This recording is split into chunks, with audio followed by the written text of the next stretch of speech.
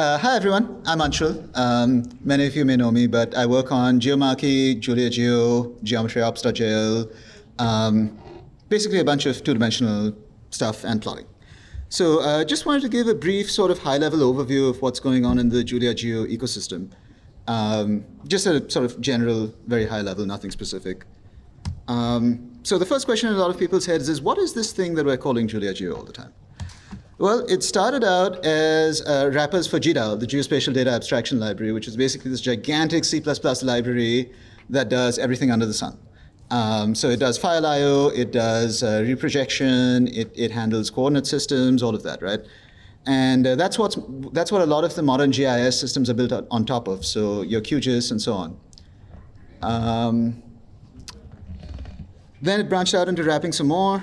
We also had some native I/O packages, shapefile.jl, netcdf.jl, and a couple more of them accumulated over the years. But then we branched out into wrapping more geospatial libraries, libgeos, proj. So libgeos is purely two-dimensional geometry operations, so polygon intersection and set operations, predicates, that kind of thing. Proj is just coordinate system, so projecting from one coordinate system into another. Then we started with the pure Julia algorithms, so we wrote geometry ops, a couple of other random packages as people needed them. And now it's sort of a grab bag of geospatial tools and I/O packages, and this one package called GeoInterface, which ties all of them together. So GeoInterface, well, what is it? It's a common interface which defines how you access the contents of a geometry. So there are quite a few ways that people in the geospatial ecosystem have decided to store their geometries, right? Fundamentally, okay, let's say a line is a collection of points maybe, and a polygon is a collection of lines, but then you can have a multi-polygon, which is a collection of polygons. Then you can have a geometry collection, which is a collection of random geometric things. In order to deal with this, and in order to deal with the different representations of those in memory, because sometimes, for example, in shapefile, what happens is people just store every ring, which is just a line segment that's fully closed. Every ring is stored separately, and then you have to actually check which rings are inside another to get the holes of a polygon at the time you load it. So yeah, there's a lot of that kind of stuff, which meant that we needed a common interface to define, okay, look, I just want the first ring of this geometry, please give it to me. Right? There's also things like trait. So for example, when you're wrapping a C library, right, everything's just a pointer. So how do you distinguish between, oh, this geometry is a line, this geometry is a polygon?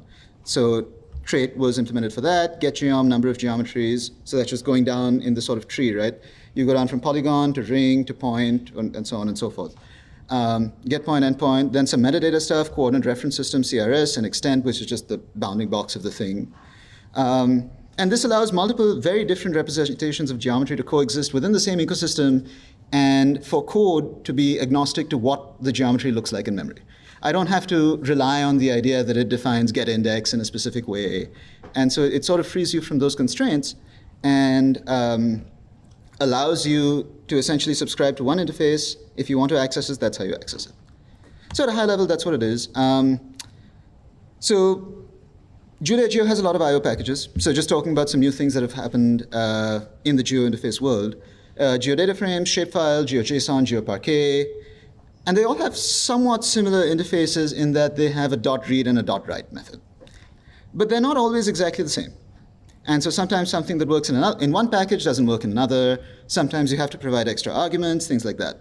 So we've kind of been working towards this community interface where every package, if it defines a read method, then this is the method signature, this is what it's supposed to look like, this is what it's supposed to return to you. And if it defines a write method, the same thing. You know, the object that it's writing, it might be a table. Usually you have these feature collections, right, which is one column of geometries, and then multiple other columns of attributes associated with each geometry.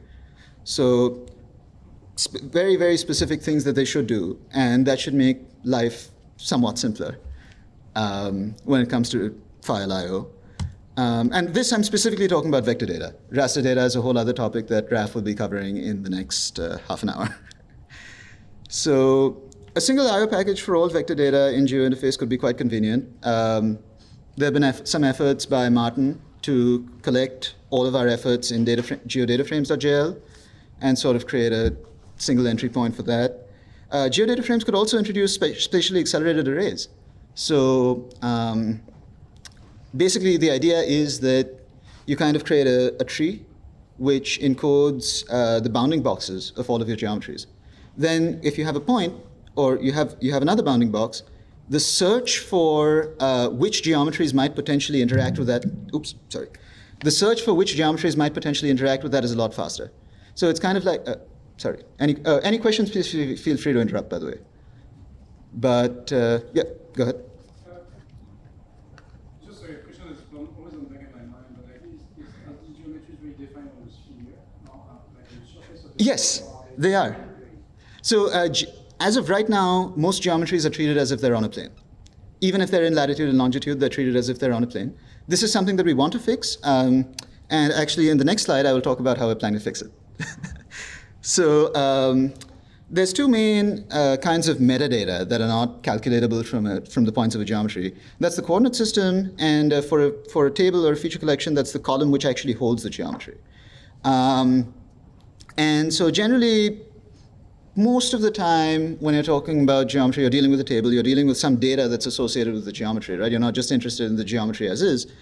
So data-api.jl is a Julia-wide interface. DataFrames uses it. Most table packages uses it that have metadata. And so now we've introduced support for that. So there's two very specific keys called CRS and geometry column, which if those keys are found in the data API metadata of your table, then it'll be assumed that those are what should be returned to the user. So for CRS, it might return whatever string is stored. For geometry column, it might return a symbol or a string or a tuple of symbols for multiple geometry columns. And so the idea is that primarily what used to happen is that if you had a shapefile table or a GDAL table, right, and you converted it to a data frame, a lot of information got lost because it wasn't propagated in the metadata. And so now with this metadata support approach, we should ideally be able to fix that. And then things will kind of work again. If your geometry column was named, for example, shape, instead of geometry, which is the default, then you might have had some problems. Plotting support. So in the last couple of years, we've written two packages called GeoInterface Recipes and GeoInterface Marquee. And GeoInterface Recipes is for recipes-based, the plots.jl ecosystem. And with those two, there's just a simple macro called enable. When you use that macro on the supertype of all of your geometries, and assuming that GeoInterface compatible, then plotting is automatically enabled. So down here, this is a plots.jl plot of some libgeos geometry. Over here, this is a marquee.jl plot in geomarquee of a polygon that I think I read from GeoJSON. So that's Australia. Now moving on to another semi-new package. It's really only started picking up steam in the last year or so, called Geometry Ops. So basically the idea was spatial operations on two-dimensional geometry, right? So we started out as geometries on a plane. Actually, the whole story about how this started out is that a colleague of ours was trying to do a sea ice simulation. And sea ice has like these thousands of small polygons of ice. And when they intersect, when they interact with each other, they can break. Right? That's an aspect of the simulation. And what they were seeing when they were using libgeos, which is the industry standard library for this stuff, was that their sea ice flows would inevitably shatter into approximately uniform but very, very, very small pieces. Now, when you go up and look at the sea ice, that's not actually what's going on. So we looked into the code and figured out that that library actually wasn't sufficiently accurate. So what happens is that when you go below a certain difference in float 64, then your regular test as to what side of a line a point is on starts to fail. It starts because the float 64 is itself inaccurate, right? And so we were able to use these. In Julia, actually, someone had created a package which basically uses interval computations to estimate the error. And then with an accurate estimate of the error, you can then say, okay, this is definitely, either this is definitely below the line or definitely above the line, or we're not sure, and then you can use an even more intensive computation method. But fundamentally, you're guaranteed to always get accurate results, right? And this is really important in triangulation when you're trying to create a mesh. This is really important even in polygon interaction, because what happens if sometimes your algorithm says that you do intersect and sometimes it doesn't, right? That creates a lot of bugs. So that's how it really got momentum. So it was always intended to be a grab bag of a bunch of operations that people found useful. So line and polygon clipping, which is basically just defining set operations for how they interact. Sorry, go ahead. So you're saying that the on and the in functions in geometry ops Mhm. already have error bars, already have error tolerance, or is that what you're saying? It's not quite error tolerant. So what happens is that when you do any computation in Float64, right, there's some error associated with discretization, with the fact that because Float64 is essentially multiple grids of numbers, right? There's some error because you're never exactly, you can't represent these numbers exactly. And so what this approach does is it essentially says, okay, we know this is the error. If we propagate that error through the computation, whatever computation you may have, are the bounds of that error large enough that they might require you to do a more exact computation using big floats, for example? Or, well, in this case, it's rational arithmetic using big int ratios. But, so that's the idea. So it's not an error bound, I wouldn't say, although that could also be added in the future, right? Because the fact is that you're changing the meaning of, or you're changing the way that you evaluate these predicates. So we could add another way to change how you evaluate the predicates that is sort of this approximate approach. But yeah, I hope that answered your question if that's what you're asking. Yeah. Well, it's not familiar. Yes. So there's also some core functionality that has been floating around in the ecosystem for a while. I think Raf was the first person to implement it, and he kind of added it here. So basically what we needed was ways to decompose and iterate over geometry. So remember how I said geometry is kind of like a tree, right? Where you can have these objects which are collections of lesser objects, which are themselves collections of lesser objects. But if I'm projecting from one coordinate system to another, for example, really all I care about is just the points. But there was no good way to go down to the level of points and then go back up to the initial input geometry. And that's exactly what, I don't know if you can see my mouse, but that's exactly what this apply thing does. So it's kind of like map. You give it a function and you give it a target trait, which is basically the level at which it should stop. So maybe that's a ring trait, right? So that's the sort of the ring of a polygon. Maybe that's a polygon trait, or maybe that's just any geometry, and you just want to make sure that you get the geometries out of a table and you're operating on the individual geometry.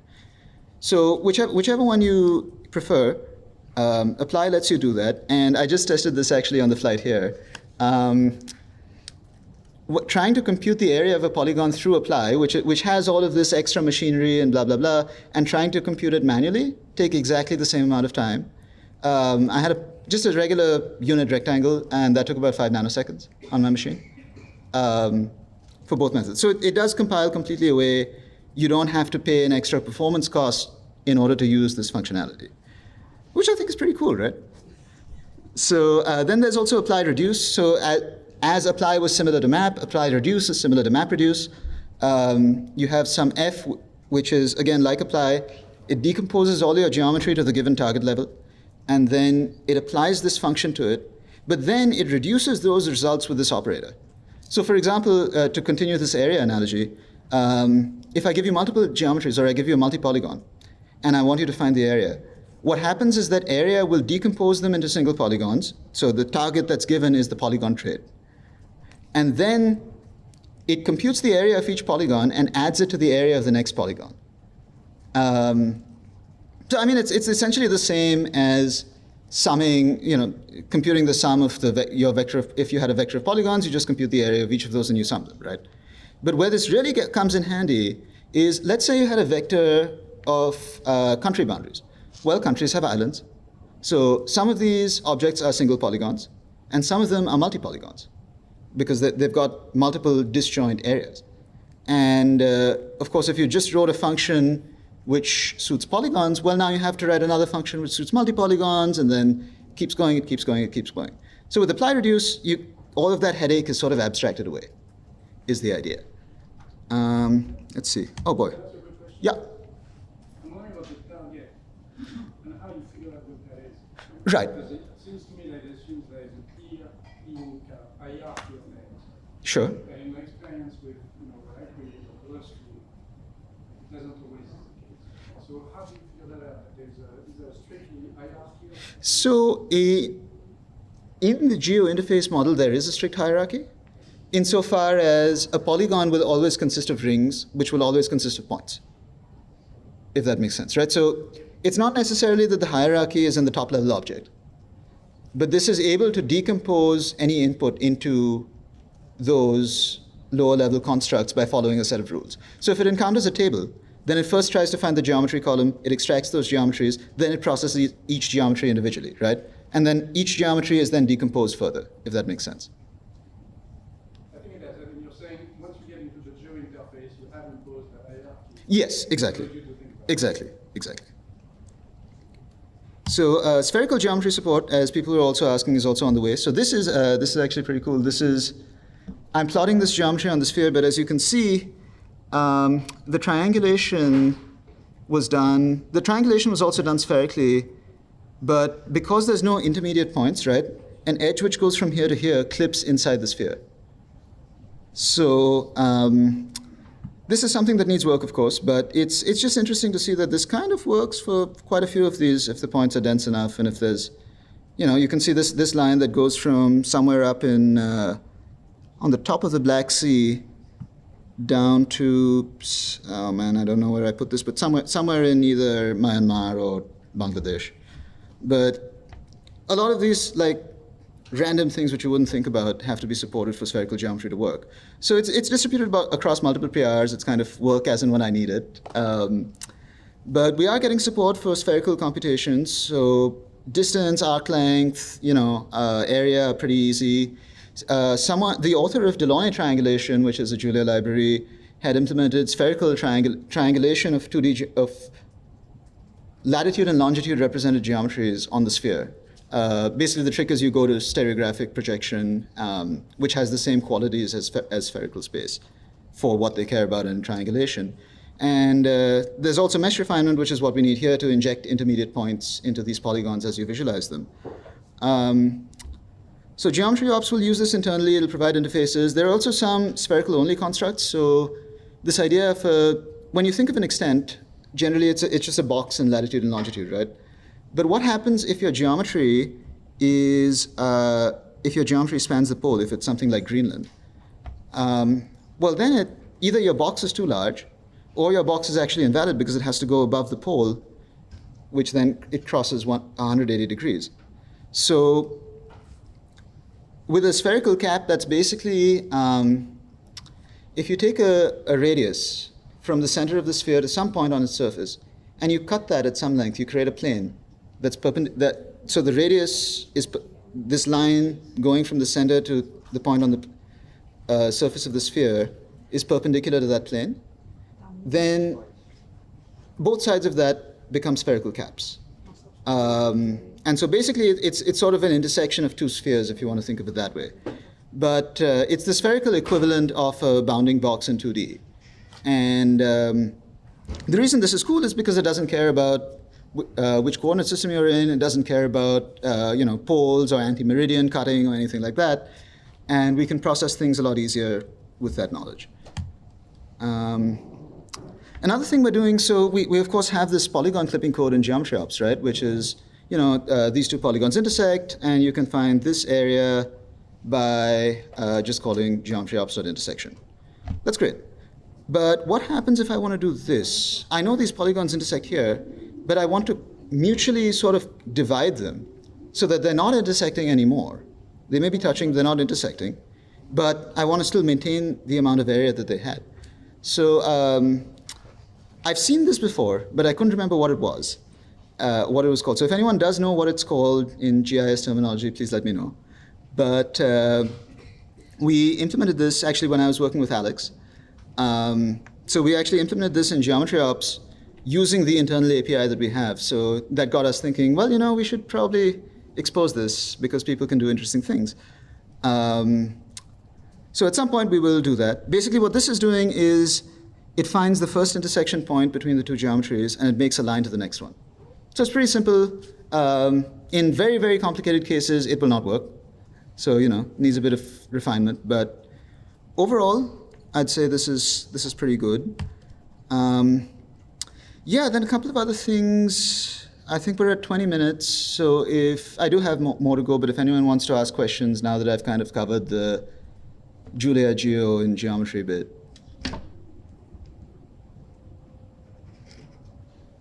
Cool, okay. So Tyler.jl, there was a talk about this, I think, last year. Or maybe, yeah, it was last year, right? Simon came and gave that talk on Tyler, or was that the year before last? Last year, okay. So, 2 years ago. Here.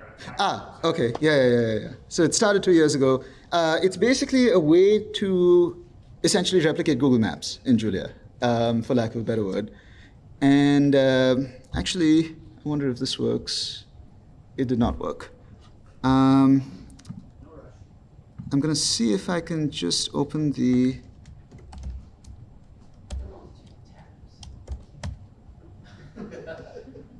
Yeah, there's a lot of them. Let's see here. Just walk through the docs and see some interesting examples. There we go. Right, so the idea behind Tyler was when you're looking at geospatial data, you usually want some context, right? And so Tyler lets you plot a dynamic base map in the Web Mercator projection.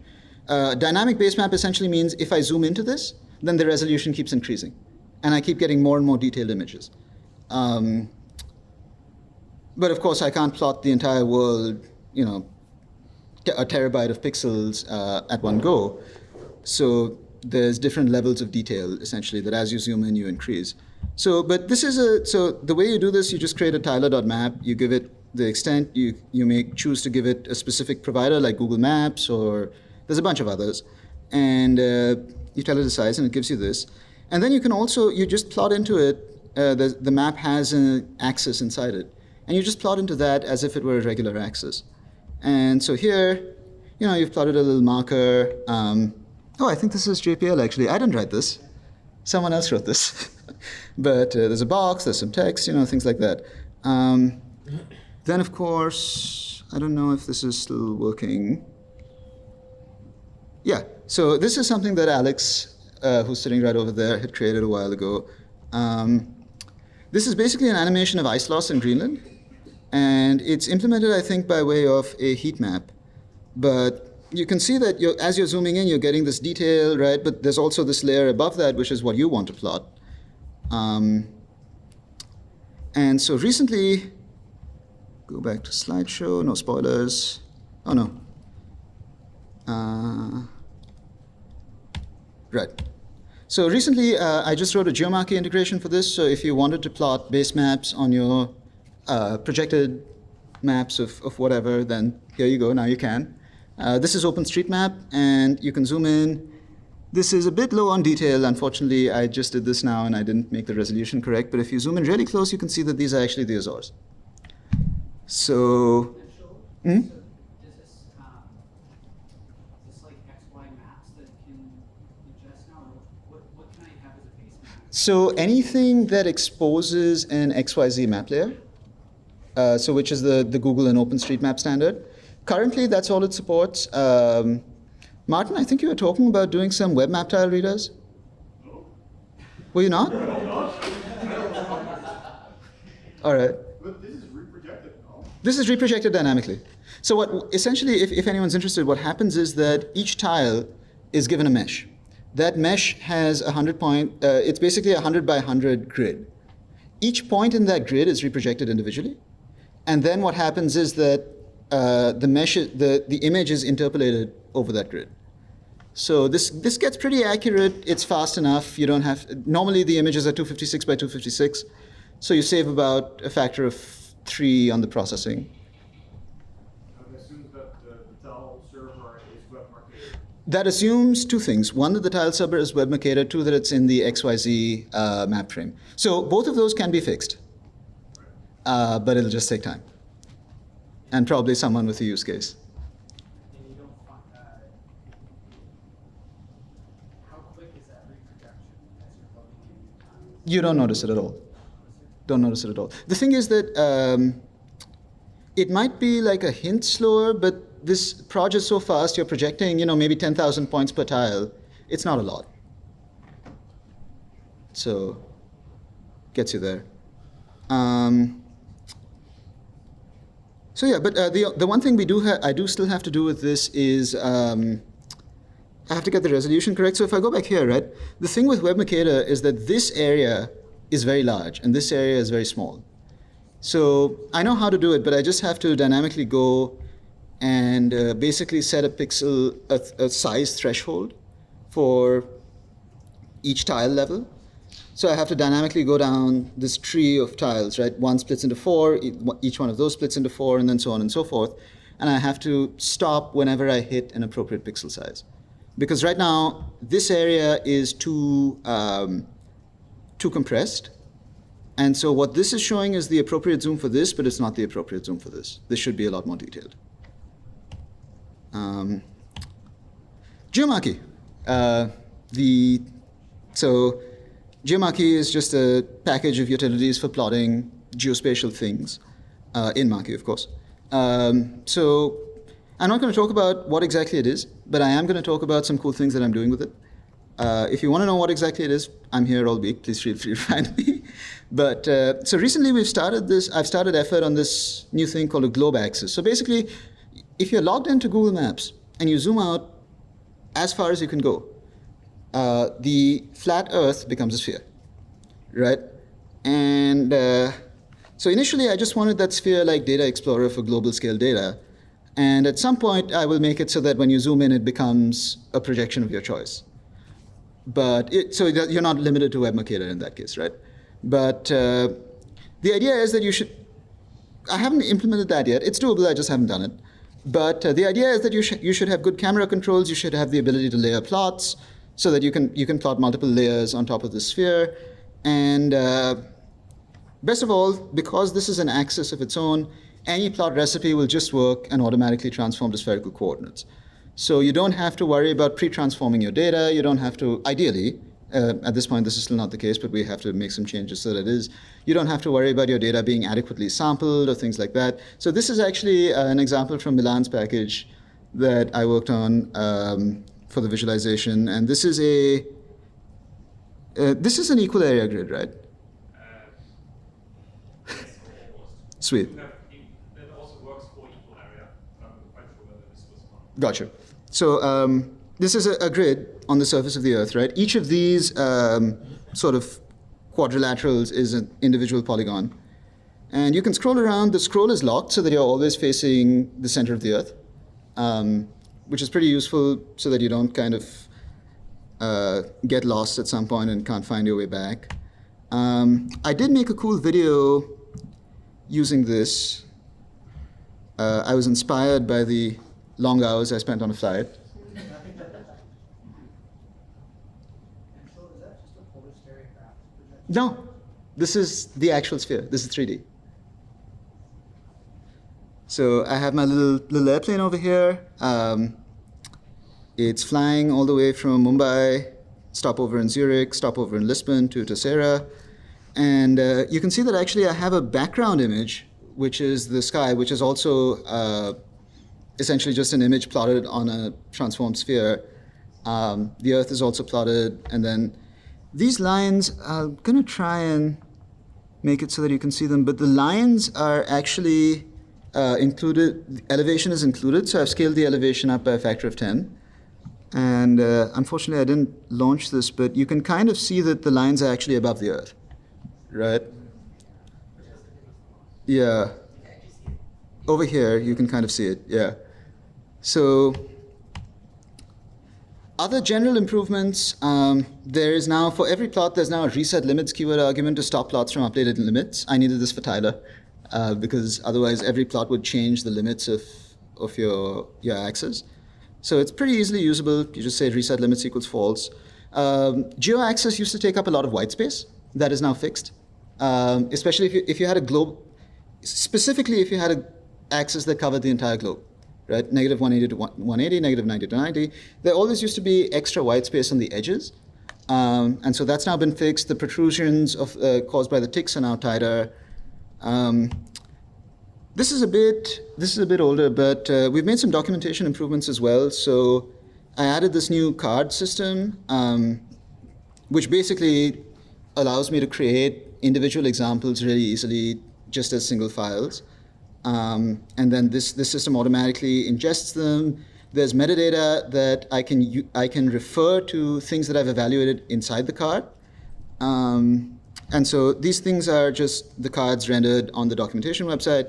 This is when you click on one of those, this is what you see, right? So you have the cover image up here, you have a title, you can add some description, you can add some text. It's all literary.jl, so you can add text, images, whatever you'd like. And then this is the actual code that keeps going. So the metadata system that I'm quite happy with is you just add a comment here with this documented block called card meta. And here you define a bunch of variables. So this is title, the description, and you'll notice here this cover equals fig line. The idea is that anything that you refer to here, it refers to variables in the actual code. And so what you can do with that is in your code, you've created this cool image. Okay, well, I don't want to like save it somewhere else and then have to remember where I put it. And then for everything, it has to be individually done. With this, it's all inside the code, and the package takes care of it.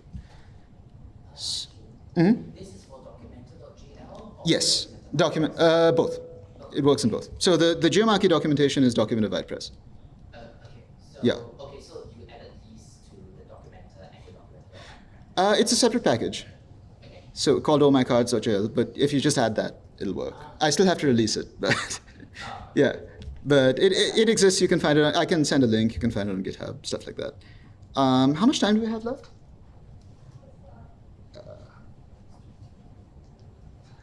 Okay. Sorry? Like 3 minutes. All right. So, sorry, Raf, I'm pushing out your presentation a bit. So one thing I did want to talk about is vector data cubes. So this is a pretty recent thing. The idea, first of all, to disambiguate, there's two kinds of vector data cubes.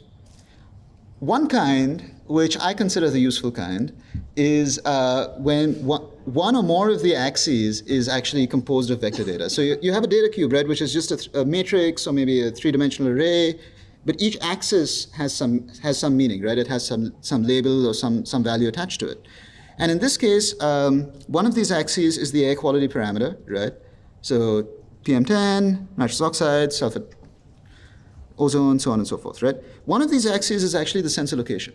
So previously, maybe you would say that the sensor location is a string, right? And then you have some other table where you cross-reference strings to actual points or something like that. Here, you're storing the location explicitly in this axis. And so that enables something very powerful because now you have the ability to actually cross-reference this spatially. And you can say, okay, well, I have this district.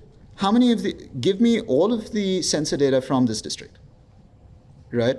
Or maybe you have some area of interest, you have a bunch of little sea buoys, weather monitors, what have you, and you want to see which of those, you want to get the data from the ones of those which are in the area of interest. Now, how is this different from your traditional feature collection approach where you would have one column of geometries and then columns of features that were associated? What people generally used to do is that they would flatten this. Let's say you had a time series of observations from each sensor, right?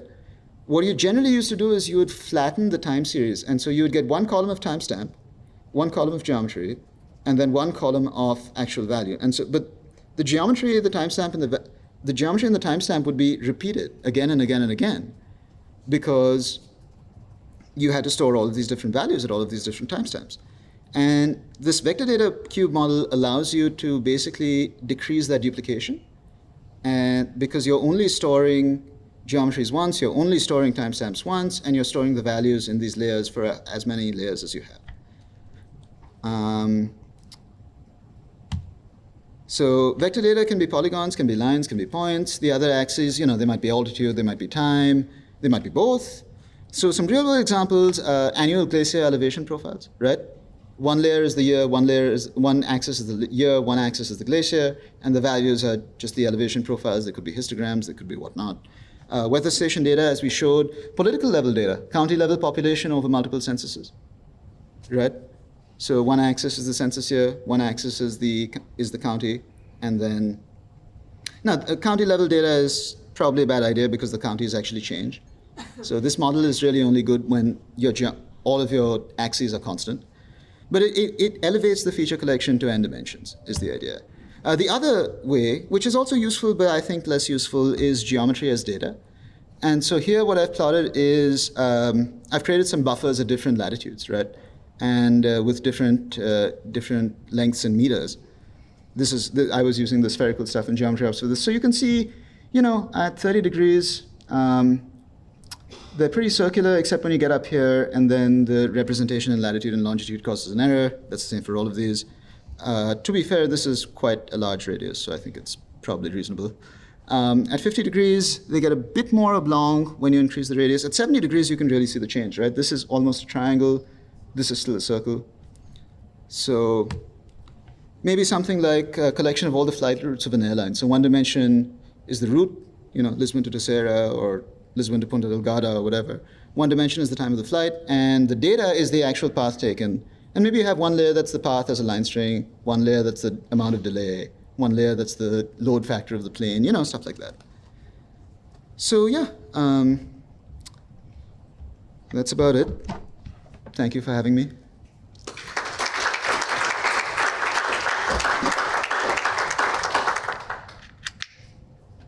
Go ahead.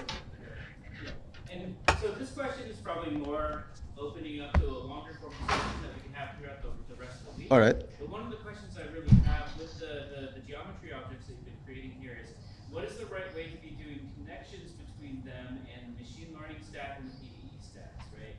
So, let me make a concrete Sure. case here, right? So, for example, when you try to train like a physics-informed neural network on a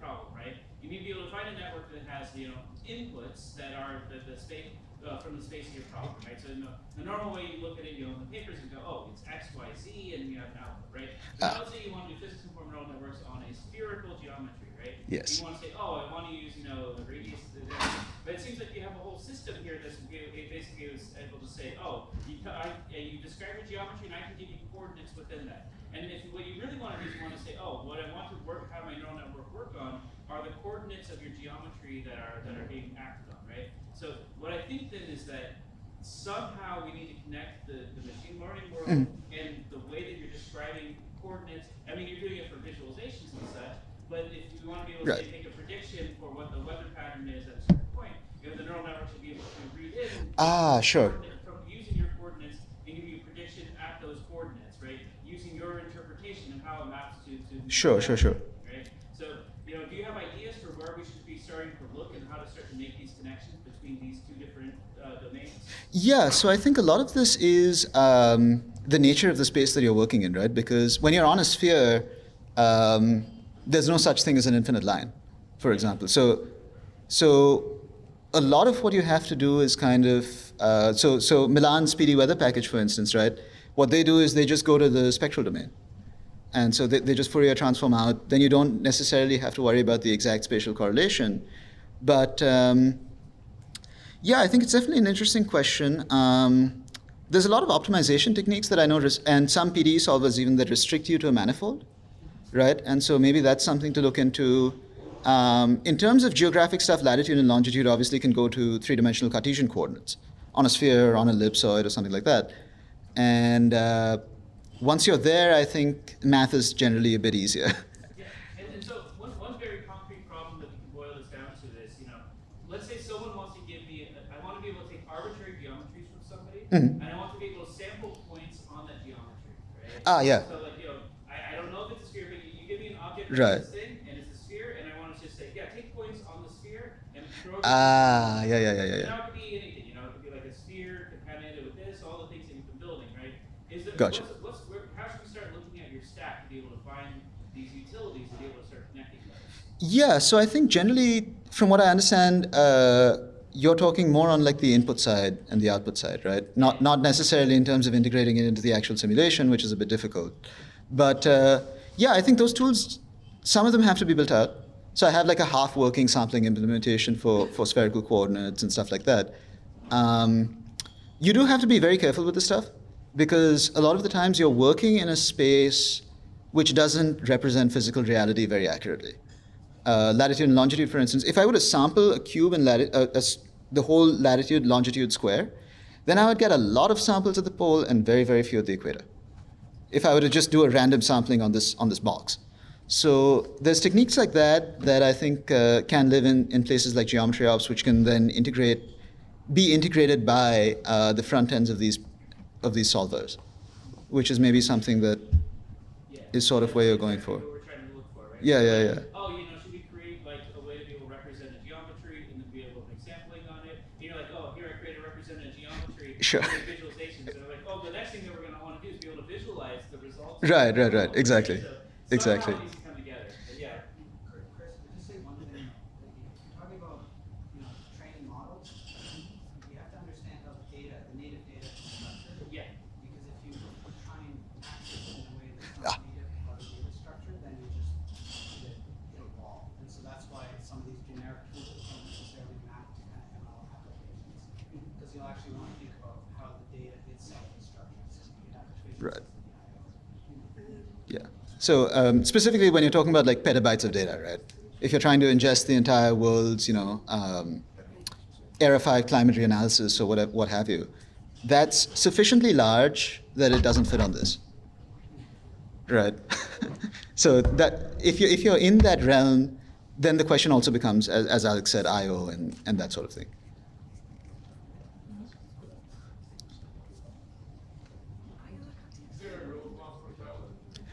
Is there a roadmap for Tyler?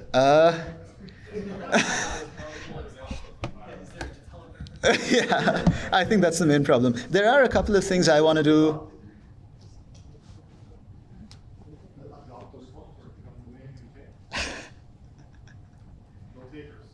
No takers, damn. There are a couple of things that I want to do, so I do have some amount of involvement with Tyler and will probably over the next few months, but beyond that, I can't say.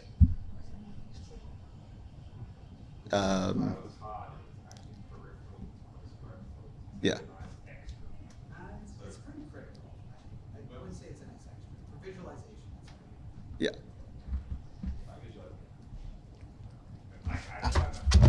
Question online from Simon Bimbet. Can I say more about tools to work with vector data as cubes? So people can quiz you an answer, please.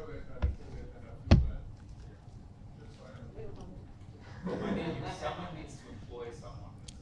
That's what I would say. Well, at the Air Center, somebody can work for any sort of project for 20% of the time. So that sounds good. That would go a long way, I guess. And there's open positions for people who want to do data science there. So yeah. Exactly. So we have an open position currently, and there's an open position for data science at the university that we also. Sweet. So we got one question online, which is, can you say more about tools to work with vector data as cubes? A lot of low-level EO data comes on highly irregular grids that might be best handled as vector cubes with point geometry. Can I ask this person to clarify a bit? Or if they're looking at the stream, maybe? Today it's not possible. Okay. Right, so there's two ways to answer this question, I guess. Vector cubes so if you're saying that there's two layers to this cube and one is the point and then one is the actual value, then I think that's better handled from a feature collection perspective. If you're saying that the grid is static across multiple observations, which usually it isn't. Yeah, I think generally, if you're looking at satellite data, for instance, right, it'll come either as an image or as an image mosaic, or for ISAT and LiDAR sats, it'll come as single radar tracks. A lot of this can be helped out by, maybe you bin the time or you bin you bin some property of it. But a general thing that you could do would probably be to use multiple layers and then process the points individually, but with the points you round trip this other data. Yeah, I'm probably not the best person to ask about that because I don't use this kind of stuff much, but there are other people who will talk about this. Yeah. One other thing I did want to mention is that if your grid is just some kind of equal, if it's an actual grid, like maybe it's an equal area pixel grid or something like that, then yes, vector data cubes are generally what you would want there, and we're slowly converging on ways that you could use those. Sorry.